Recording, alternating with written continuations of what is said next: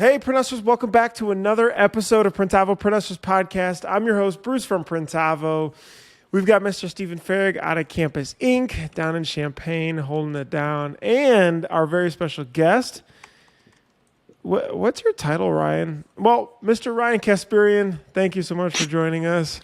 Print Lord. We've got the Print Lord, Ryan Kasparian. How have you been? I'm doing great. I am at home wearing sweatpants and drinking coffee. I could not complain. What kind? Cold brew? I have Black Rifle's Flying Elk. Black Rifle. Have you worked with them before? I have not. I was at Bass Pro Shops and I saw the coffee. I was like, you know what? I'm going to buy this. And it was delicious. We just interviewed them. They have run a pretty big shop. Yeah. In Utah? I think I'm talking about Black Rifle Coffee. I know. Black Rifle run a Coffee shop? runs a pretty huge merch shop in Utah. I didn't know they run. And we just interviewed them last week. If you maybe were listening to our podcast to prep for this, like, hey, maybe I'll listen to some other ones. I know you guys. I don't need to listen to them. I'm just kidding. So they actually run their own shop? Yeah, they do a lot of merch. A disturbing amount of so merch. So much merch that they now work with a third-party logistics company just to ship. Got to look into that after this. That is awesome. Thanks for doing. I mean, your homework. they have like 200 designs that they run at the same time. Crazy.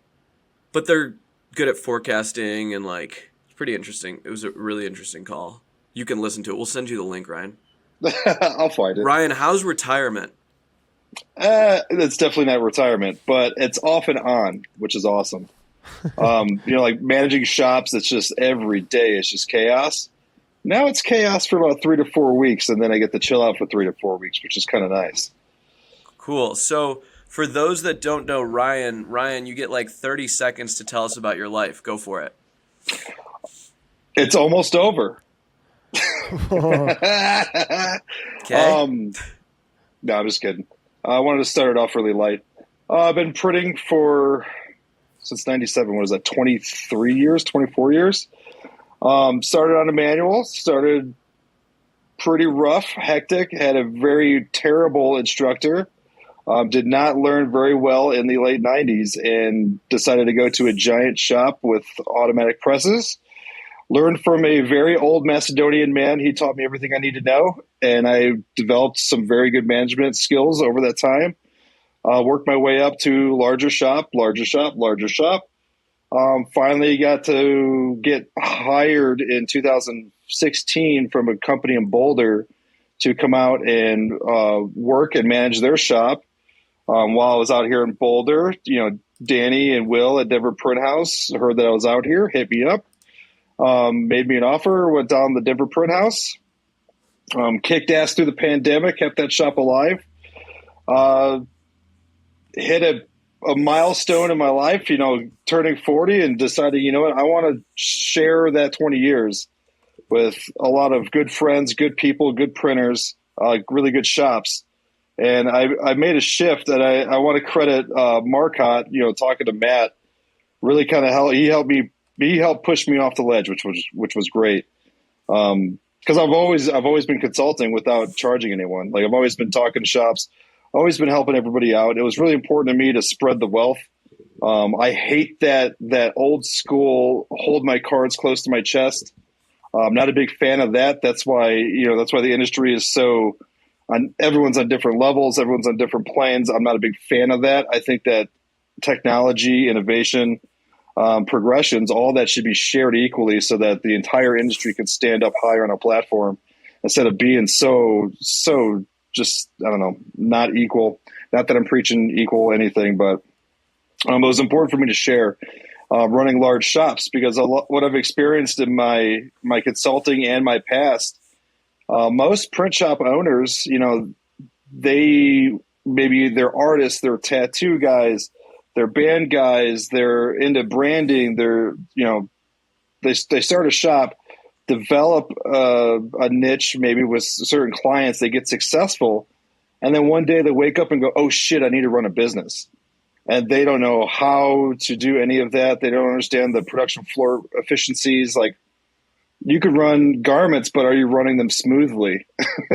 Like that smooth is efficiencies. Like, the order should be processed in and out without anyone remembering it. Like, I always preached on my production floors, the best jobs are the ones that we don't even remember that we ran. That means that the system worked completely from top to bottom. I love meeting new shops, meeting new people.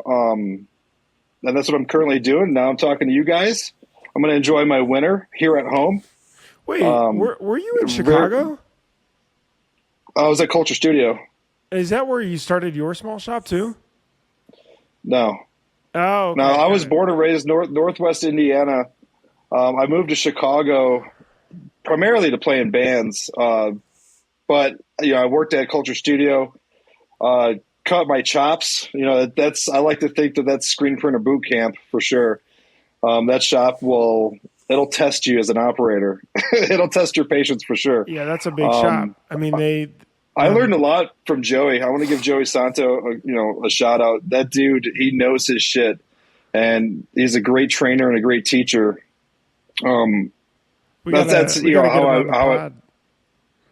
Yeah, Joey's great. He knows so much and says so little, that means a lot to me.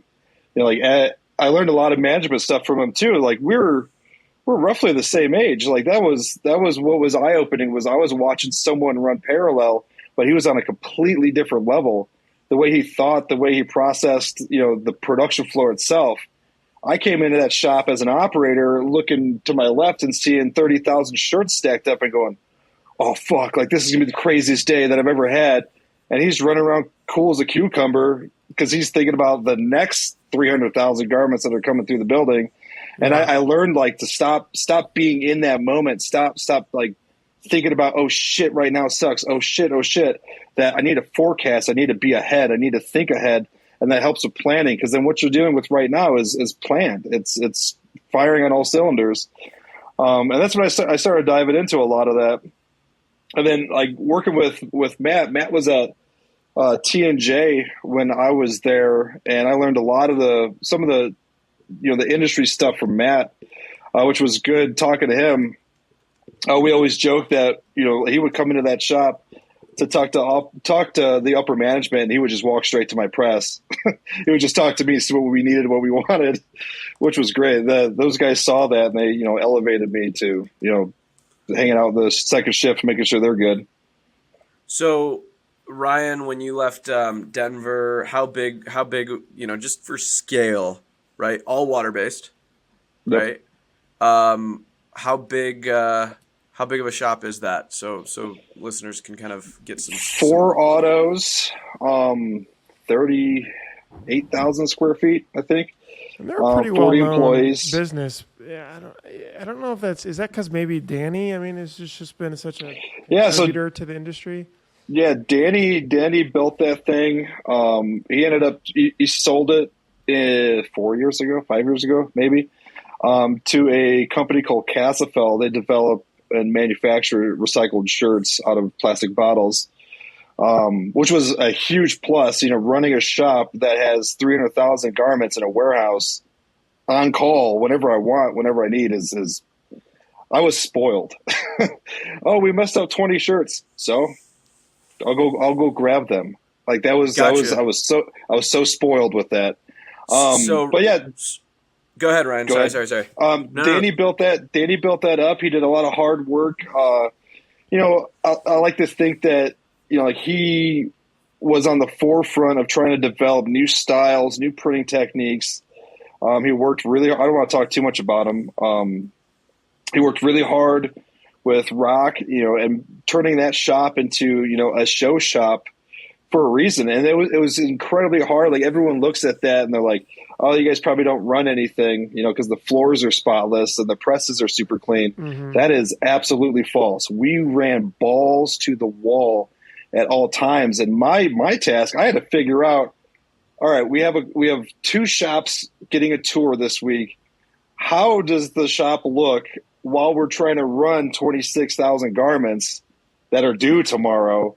and have everything spotless and presentable in a way that, when Ryan Moore is walking around, when the heads of, the rock sales team's walking around, and these new shops are walking around and they're giving pitches on the floor, how can I run a shop that way? Like, you want to talk, I tell some of the shops that I consult, you want to talk about being under the gun? Like that, making sure that at any given moment when someone walks in, that floor is spotless and running is incredibly difficult to do. What do you feel like? So Ryan, oh, sorry. Go ahead, Steve. I'm talking over you. I was just gonna say, so you're like an extra in all of Ryan Moore's music videos, basically. False. Backup lead singer or what? A dancer, professionally. What do you feel like were the couple of the big things that you picked up from working at a shop like that? Then, scheduling. Scheduling was a little more unique because of the tours, and trying new. So like shops like Culture Studio, like the giant contract shops, they just run balls to the wall. Denver Print House, like we had to install a rock hybrid and we had to press down. And so I had to take a 4 auto shop worth of volume and schedule it for 3 autos. And so we were discussing, split shifts, multiple shifts, cascading everyone's hours. So we tried being open 7 days and scheduling, people on for 5 days, but they were doing like 3 days on and then a day off and then 2 days on.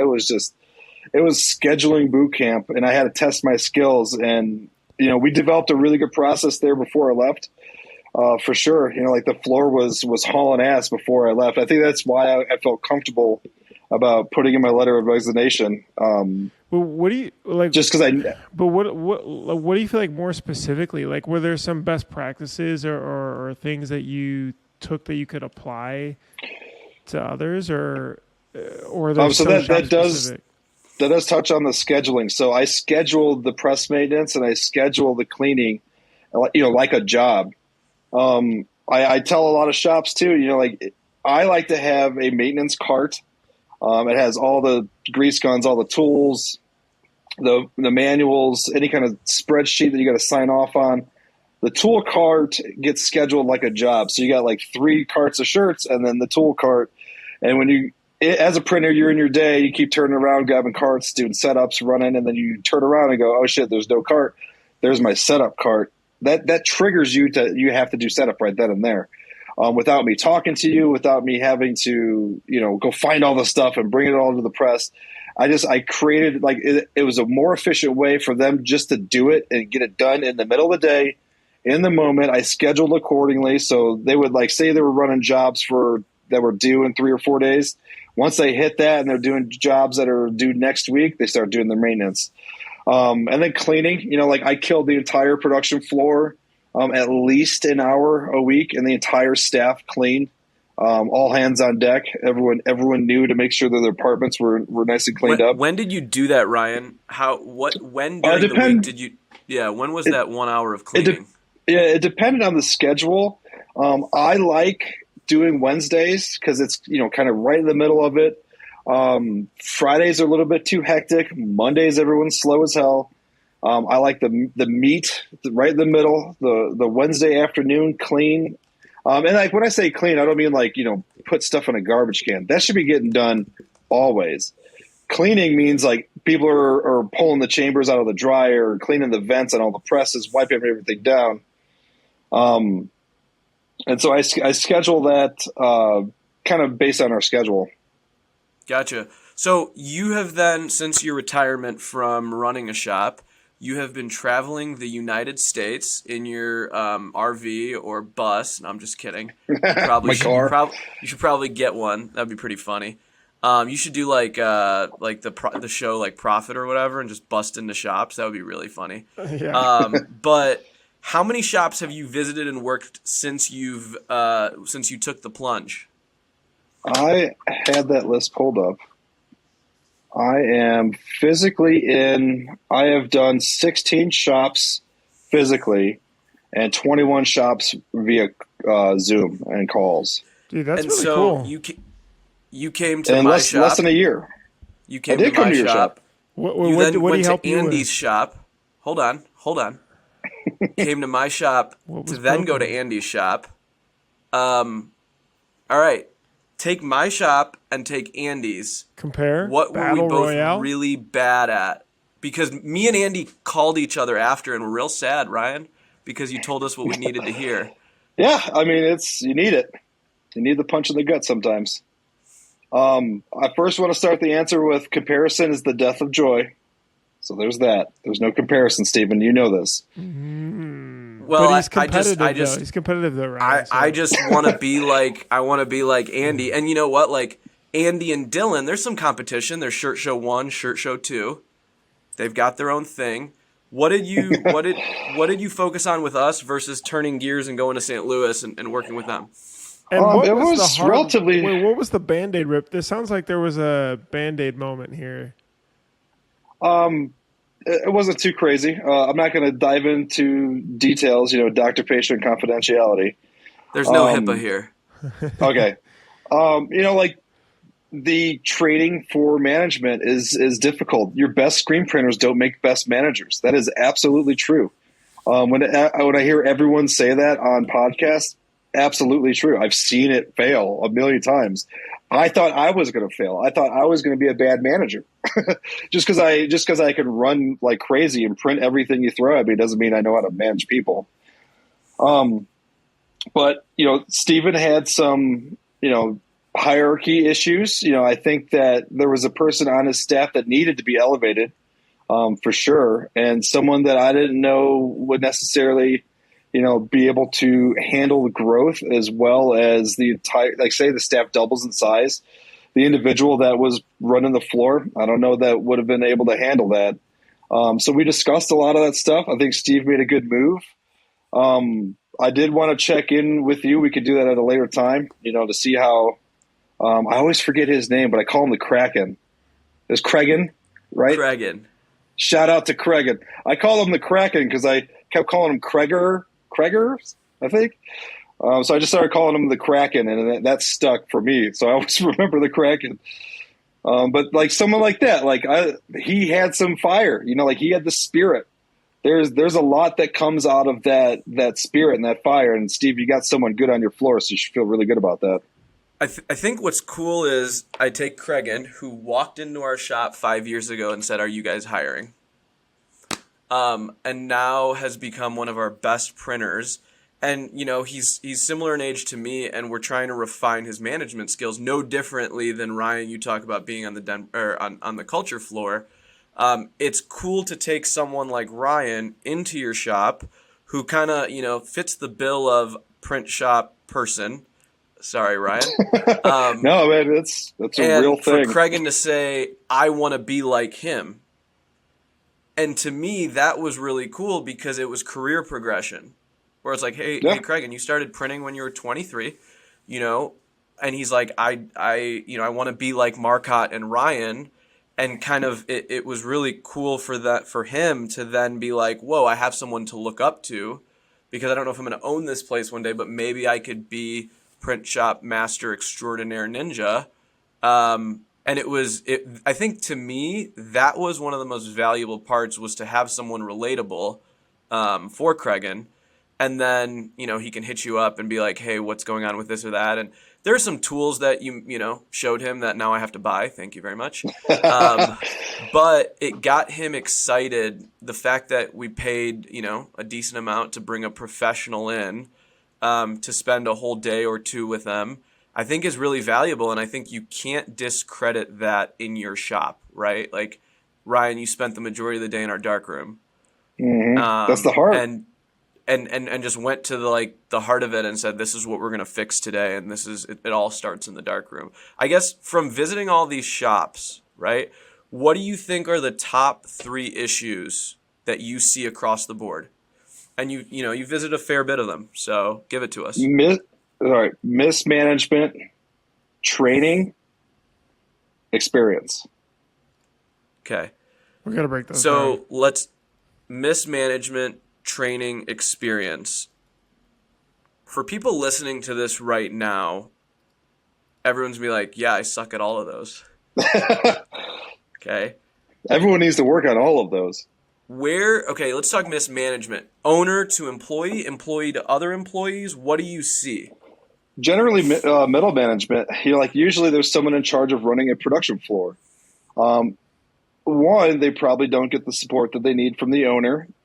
Support being training as a manager themselves. Like I was lucky enough to go take HR training, work with Chris Besh at Culture Works, and have a management training paid for by the company I was working for, which was great.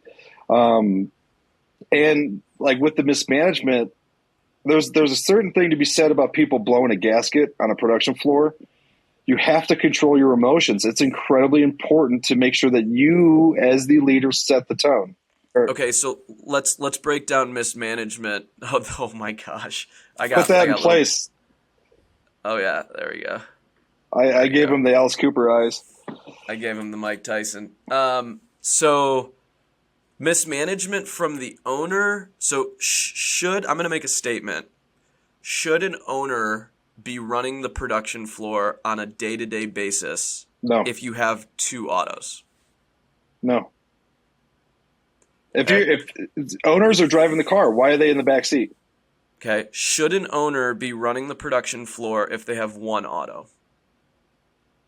How many employees? 6? I don't know. 6, 7? Yeah, that's probably the tipping point. Okay. So once you break out of 1 auto, or you get 10 employees? Yeah, because then you stop really managing the production because there's too much to focus on. You start managing a larger staff and then other departments. I don't like when owners interject with the production side of things because there are professionals out there that know how to run a production floor. And I was always graced with the ability to have owners that go, run this for me. Like Mitch at AOV, Will at Denver Print House, they literally hired me in and said, run this place, which was great because then I was free to do it. So owners being too involved in production, I think cripples the business sometimes. Yeah, you ever put your finger in a fan? It stops the fan and it hurts your finger. Stop doing it. But Ryan, a real production manager might cost $50, $60, $70, $80, $90, $100,000. Yeah. We can't afford that. Now what? If you're bringing in someone of that pay grade and that salary, the efficiency of your floor should justify that payroll. For sure. Or that salary. And should they be a print expert? Not necessarily. I mean, especially now with the autos, you want to have some basic skills for sure. You don't have to dial in your EOM and understand the whole nuance of exposures. And I don't think you need to be super deep, but you have to be really good at time management. That's super crucial. You have to understand that I like to think that it's a 50-50 game. There's half of it's people, half of it's print. So as much as you focus on how do I run this job and what's the print sequence and what's the best ink for this, you also have to focus on how is this person doing? Are they paid enough? Have I challenged them enough? Do they know enough? Do they have access to the resources they need to become a better employee? Am I training them properly? Am I good at management? It's split. And I think everyone focuses on the print side of it. And then they freak out when the staff's a disaster. It's got to be equal. It's got to be half and half. Interesting. So if you were interviewing a production manager, what are the top 3 skills you're looking for? I want to see their personality and mannerisms. So that's one. I want to analyze them as a human. I want to see their communication skills back and forth, and then what their skill set is and what the previous experiences are. One, have you managed a shop before? Are we going to be the guinea pigs? I did a couple exercises with some operators where I took them off the press and I had them kind of run the floor. I took my lead production artist at Denver Print House and had him run the floor for a couple days. And when I left, he took over. I always train replacements for a reason. It's not it's not an exit strategy, but I always like to train up every chance that I get. And he was able to pull it off. Like, he knew it. He did it. He's a printer for sure, but like, Wait, not the best in the world. what was that? What was that management training course that you said that you went through? It was more HR. It was more culture, works training. Chris Best, she did some TED Talks. She's out here in Boulder. That was 5 years ago, 6 years ago. And the owner bought that for you or for everybody? Yeah, so they brought her in specifically to work with our company to develop culture. Oh, okay. And in that process, we learned that you do not develop culture. Culture just is.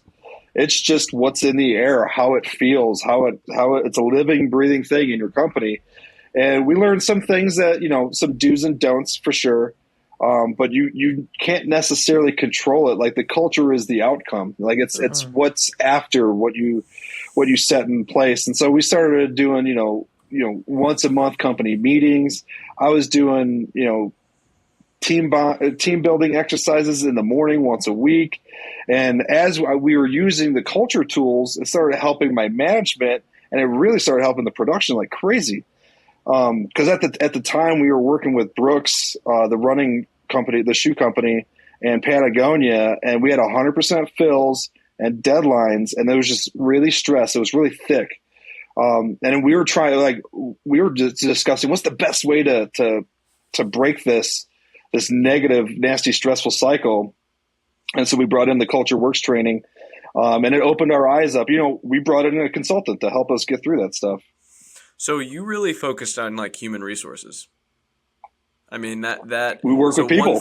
One thing you're saying that shops are definitely missing the ball on is the human resources, is the culture, is the actual training and management. Like, whether it's getting away from the shop and taking a class in Sandler training or culture training or whatever that may be. That is, and I, as a small business, human resources are the first thing a small business owner forgets about, because they're so stuck in the weeds. Okay, so that was problem number one. Problem number two, you said, was training. How from the bottom up, what do you see going wrong in shops with No training? one's training anyone. No one is training anyone. No one's training anyone. And what's unfortunate, some of the bigger shops, like, the employees are training themselves. And it's like, it's so disorganized. And I'm introducing a lot of training techniques and SOPs and bringing in like stuff like Trainual, where it's accessible to the staff, like they can just search for something on their phone. I made a big pitch. I was like, does anyone know how to use Google? Now you can train to do your own job. You can literally train yourself. I set up Trainual at Cold Cuts in Philadelphia. They have that Saudi LTS, and we wrote an SOP to have their belt catcher, a salesperson, and someone in fulfillment to burn screens on a state-of-the-art laser-to-screen system. The first SOP that we wrote, the instructions took them 30 minutes to figure it out, and we got it down to 7. So they trained themselves to use that LTS in 7 minutes based off the SOPs and the Trainual that I built. So something that we talked about when you were here is like having, obviously writing the SOPs. And I think sometimes people realize they like are scared of writing the SOPs, right? Yeah, like, it's tough to write out what your job is. It's tough to write it out, but you have to start somewhere. And it can be as simple as a Google Doc or as intense as a QR code printed out on the press so that the press operators can scan. Yeah, I want to say real quick on this podcast, Steve, kudos to you for labeling everything. We're big labelers. I love that shit. We're big labelers. So something that you talked about is making the training accessible. So writing it is one thing, but making it accessible and is another. What were ways that you made training accessible? Like, videos. Videos, but take it a step further. How would an employee access them? So at every station, generally there's a computer. Most companies now are using shared drives. Highly recommend getting into, this decade and start utilizing that. I'm a big fan of iPads or computers at every single station for a reason. I develop spreadsheets and Google Docs, and I started using Trainual, even Airtable, Trello. All these things can be really good for typing in something in a search bar. These guys, I set it up to where if you're running a tri-blend, you don't know what white to use, you type in tri-blend white, and it pulls open a little document of all of our white inks, what they're used for, what the cure temp is, what the best squeegee is. All that stuff is documented there. But I was a really big fan of training my phone. Like when I was in a department, I'd grab my cell phone and I would train it like it was an employee. I'm only doing the training once. And so they have access to that video any time they want. If they need to watch that video 3 or 4 times, that saves me from having to answer those questions 3 or 4 times. And so those videos, like in Trainual specifically, I make them step 1. Step 1 is to watch the video, and then step 2 is to go through all the steps to do that position. So then I think even one thing you said was like the table that you're laying out at the end of the dryer, you had it covered in procedures. Yeah, so I like the printed ones. So you laminate like your dryer table. There's even cheat sheets. I've seen it in several other shops. I always did it at mine, but how to count in 12s and 6s. So if you have 1 stack, it's 12 shirts, and 2 stacks is 24 shirts, and 3 stacks is 36. It's just really quick math, and I love to kill thinking because most general humans take a little bit longer to think than you need them to. I don't want bell catchers at the end of the day going like, what is 26 stacks of shirts? How many is that? I want them to look at a sheet and be like, boom, that's how many it should be. That's super interesting. So literally a table laminated with just tables on how to count, how to fold, and what boxes to use, industry standards. Right. And we had a Walmart shirt and a Patagonia shirt side by side. Wow. So you talk a lot about like kill the question, right? Kill the question, kill the question, kill the question. Explain that method, like that thought process, and why you're so crazy about it. Questions create downtime. Downtime is a money and time suck. So if I can stop, I got into killing the question when I saw how big Culture Studio was and how long it took me to walk around that building. There is no way in hell I'm having someone at Press 8 walk all the way up front to get an approval, ask a question. The steps, the amount of time it takes for you to ask that question is just, it's crazy. When you start factoring in like an hour, 2 hours of your week is literally walking, and you could run, 1,000 garments, like holy shit, when you start talking about pricing, that is nuts.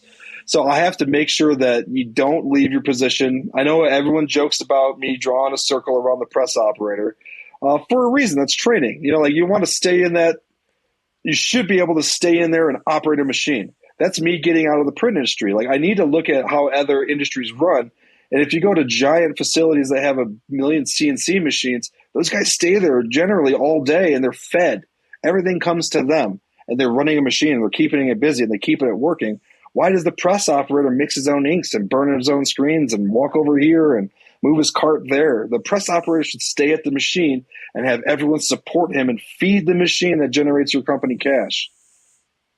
You should start selling like a mouth that like it's like a sticker on a machine that's like, I think it's funny because everyone, there was this whole craze on how do I get a faster press, right? Faster presses, get a more efficient floor. Right. And really it's like how do you get a faster press? People be like, bring your index to 0, your stroke speed to 10. I want to see you load 1,000 shirts in a row. What are you talking about? Faster press? No one can do it. Right.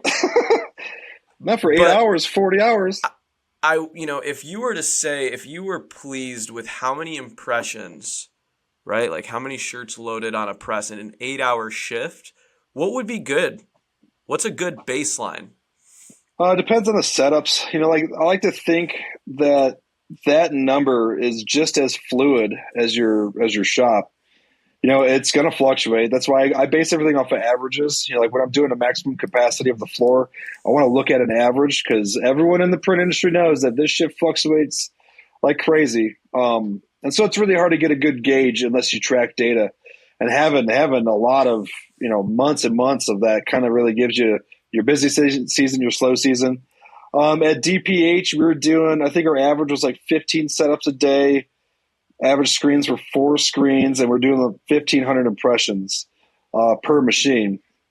All water-based, 8-hour shift, 4 machines. But that was with that support system. We had 2 people on each machine and then 2 assistants. So we have press assistants. And that press assistant is assigned to 2 different machines. And with water-based printing specifically, they spray water into the screens while they're running.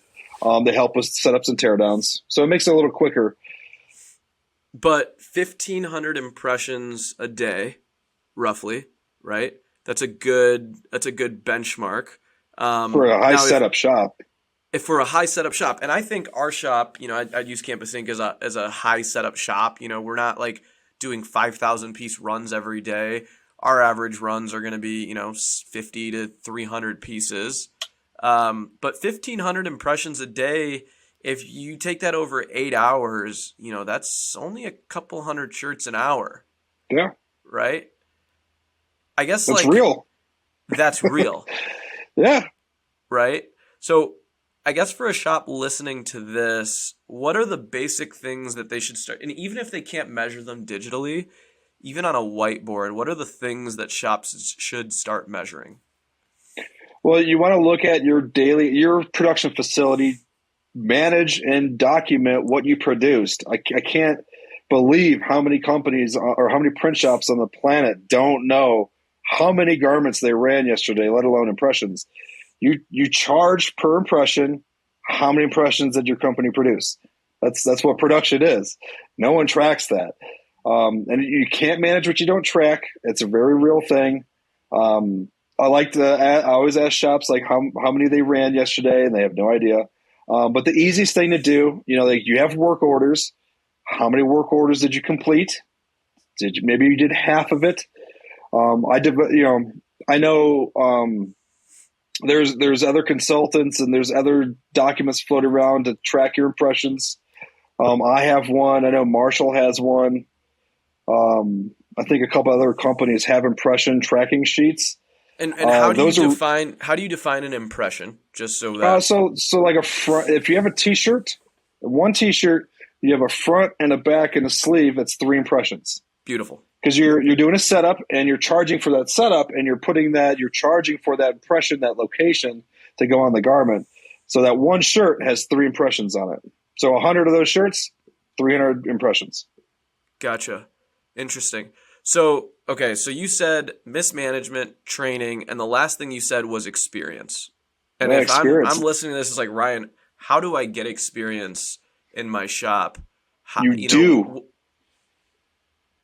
You got to try. You got to mess up. And I always let my staff fail for a reason. I should have said that. I want them to try things out, and I want them to experience things. Like I have cross-training days where like my bell catchers, or there's a little video that I show of Alejandra, my QC lead. She was running an auto because the press operator called off. She ran the whole day perfectly fine, 0 issues, because I let her run those machines. It was kind of lighthearted. We're kind of joking around and making jokes because she was like 4'8", and she wasn't able to really reach the end of the pallet. But you got to let everyone experiment and R&D, test and tune. Got to find time for that. You got to build time for that. And gotcha. that comes with training too. The experience comes with good training. I think, shops listening to this should realize like it's that time of the year to hit the reset button. Absolutely, right? Dude. This is the perfect time of the year to go, man, we suck at foil. How can we dial in our foil adhesive? It's that time of the year. So for shops that are about to wind down or winding down during the holidays, and they're going into January, which is going to be a slow month, and they know that slow is okay every once in a while. What are the like 2 or 3 things if people are making their 2022 goals, right? And these are like, I'm going to focus on this in January. What would be like Ryan's 3 things you have to get done in January before things get busy? Research and development. Know what you use. Understand your inks. Understand your screens. Spend time talking to guys that are professionals with their screens. Their screens are everything. This is screen printing. Number 2, maintenance. I mean, now is a great time to start ripping those dryers apart, start cleaning those things out. Filters, greasing the machines. If you have to move anything around in your shop, winter is a great time to move stuff around. And then, the third and last thing, develop your procedures. I don't like the slow time. That's never a thing. I didn't like ever saying that. Because it's not slow. It's just, it changes. It's just, now it's the winter. Now we go into, the more of the hibernation mode where we're, resting and we're preparing. Nice. The operating procedures are huge. Yeah. And I think a recommendation for shops is plan it on the calendar, right? Yeah. Take your leadership team into a room, lock yourselves in and say, guys, we're going to write out as many procedures as we can today.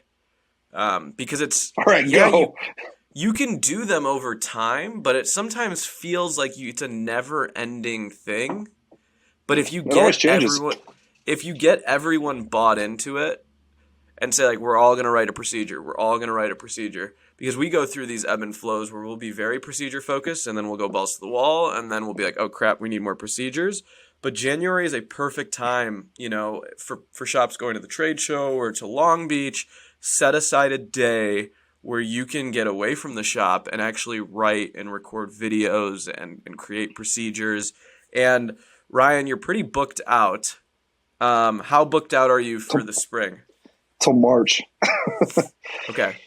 So you're booked out till March, and I've got you for a couple of days. So I'm bringing Ryan back because now it's about continuing education, right? And so, I look at it and say we need to have coaches in here because I'm not the best printer, nor am I the best manager, but it increases the value of our company to know that you have experts in there. And whether it's Marcotte or Ryan or whoever that is, finding experts and coaches is something that, every shop should be doing, whether they're big or small. If, for shops listening to this, how do they get a hold of you? When you decide to engage with a shop, what do they have to know they're going to get into? Like, tell us about your services a little bit. Generally, I like to start with the 1 hour call. You can go to my website, Coveredin.ink, I-N-K, not I-N-C. You could schedule a 1 hour call. We could discuss what you're having issues with. I can start developing a plan because I don't like to walk into a shop and just be like, there's so many things to work on. So that 1 hour call is huge. We kind of discuss some of the issues, what we can do, scheduling time. I am getting booked up like crazy because I'm getting really good results and it's working. Like that's why I feel so good about what I'm able to do is I'm seeing it happen. I'm seeing it work. Shout out to ML Screen Printing. Those guys are crushing it now. And Gorilla Joe in Ohio. I work with Gorilla Joe 1 week every month for 6 months, and that company is going to break $1 million for the first time in its history. Just by beefing up his production floor and straightening, their thinking was more so on the print side, and I had to structure out the production floor, give them a real manager, train their manager, and it started working. But it starts with the conversation, and then I develop reports. So you guys have objectives, you have recommendations, tips and tricks, and any notes that I see. Steve, I believe you got one of those reports. I think I emailed it to you and Justin and Kreger. Yeah, other than that, scheduling, it's tough because I'm 4 months out. So scheduling is a little weird, but please get a hold of me and we can work on something. Are you going to be in Long Beach, Ryan? I am. I'm actually I'm going to be at Family Industries and then Long Beach. which is going to be great. I got a whole week in LA area, which is awesome. That'll be awesome. Cool. Well, Ryan, we really we appreciate this, and I think this conversation, maybe we'll have to bring Marcotte on and have you guys duke it out at some point. Yeah, I love that dude. Because Ryan and Matt are kind of our generation of experts. Not to say anyone else isn't as good or not, but cool to start to hear from y'all and all the help you've been able to offer us personally and the industry. I think it's super cool. If you don't follow Ryan on Instagram, Coveredin.ink, you also run the Print Legion, right? Yep. Cool. And he's pretty easy to get a hold of, right? So no, he's not easy to get a hold of. But this is super awesome. And again, super thankful for you to be on today. And I'm sure shops listening to this will get a ton out of it. So thank you. Thank you. Bye, Cool. Bruce. Bruce, you know what? This is great. This is good. We don't need Bruce today. Here. All right, Print Hustlers. Bye, guys. It was great to talk to you. We'll talk to you on the next episode of your Printavo Print Hustlers podcast. Woo! Thanks, Steve. Bruce's internet's bad and he got cut off. So from Printavo Print Hustler podcast, we will talk to y'all next week. Have a good one.